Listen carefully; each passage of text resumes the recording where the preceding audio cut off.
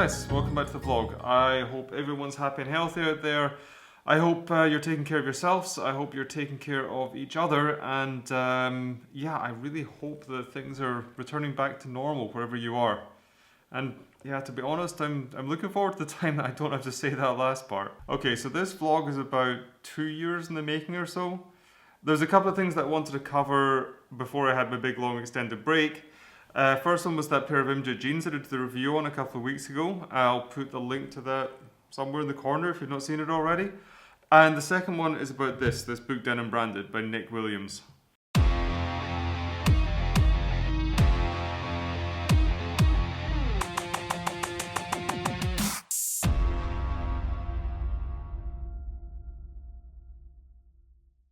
So I actually met Nick, I think it was like 2017, 2018.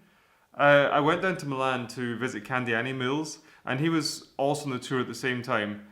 At some point we got chatting about his interest in denim, his interest in particularly the branding aspect of denim. So Nick was a graphic designer, I believe, and I think years ago he'd been at a sample sale for Old Glory. That was a part of Diesel back in the days, and that sparked his interest in the branding aspects of denim. And through that, being a graphic designer, he worked for Levi's vintage clothing. He was telling me about like investigating all of the old branding to do with that, and then he just dropped that he was working on a book that was dedicated to the branding aspect of denim. And this book is one of these great ideas that you think like that really should have existed before. I'm quite surprised it doesn't. But I'm super glad that somebody is working on it now. I mean, if you think about any jeans, I mean, like I'm talking from jeans that were pulled out of a mine from 100 years ago to even the cheapest shit high street jeans you can find today, they've all got like a commonality throughout. They've all got certain branding aspects that make up the DNA of that jean. So they've got arcuates, they've got leather patch, they've got buttons, branded buttons, they've got branded rivets. And all of these aspects, as much as making up the DNA of that jean, they also inform our perception of that brand. Now, because of this commonality, because these things are on every jeans, we kind of take them for granted and we can overlook them. But there's this massive weight of history that's just behind each and every one of these small design decisions. And that's what this book is about. This book illustrates every aspect of denim branding from the very beginning of the blue jean right up to today. I mean, that's like talking about, yeah, the rivets, the buttons, the arcuates, the pocket flashers, leather patch. I mean, every aspect you can think of over the history of jeans, or at least a lot of the aspects I can think of over the history of jeans, are brought to life in this book and discussed as well. So in Denim Branded, I mean, Nick looks at modern brands, so he's got the likes of Rogue Territory, Enrhyme, Tellison, Denham, Kings of Indigo, Evisu, and a bunch that I'm probably forgetting right now.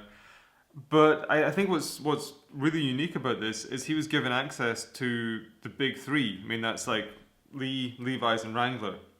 And they allowed him to illustrate, or not to illustrate, but to document a huge amount of their archive, like going back to the beginning of the brands, or certainly a long way to the early history of these brands, which it's never been put together and discussed like in one volume, like as this is.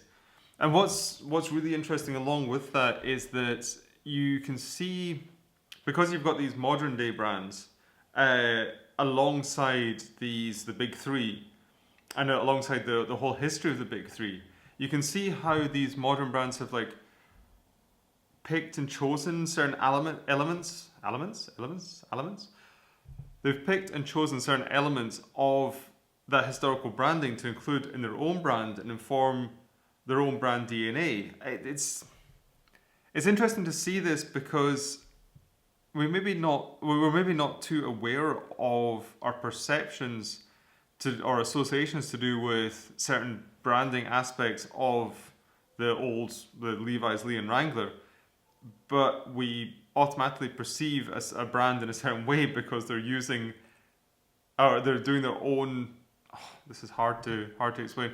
they're doing their own version of that, so we perceive that brand in that certain way. Probably gonna have to do a second take on that because I've not discussed that properly. Can I even remember what I was saying? This is how I make vlogs. I ramble a lot. Anyway, right, okay. Concentrate. Listen, at the end of the day, anyone who's into denim is actually going to be really well served by having this book. I mean, it's one of these very rare coffee table books that you read cover to cover, literally. I've probably read it cover to cover once, 1.5 times. It's really, it's that good. Guys, I can only recommend it. So, I mean, if you are looking for a book that's going to also inform and inspire and look good on your coffee table, then yeah, definitely head out and buy Denim Branded. Or if you're in lockdown, order from your local bookshop. And Nick, I'm really sorry this took 2 years to get to you.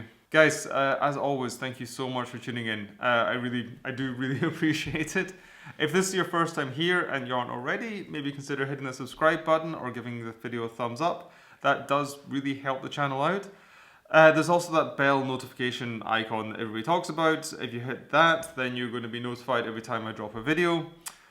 The links to all of the social media accounts are down in the description. Have a look at that. And guys, I'm going to see you in the next vlog.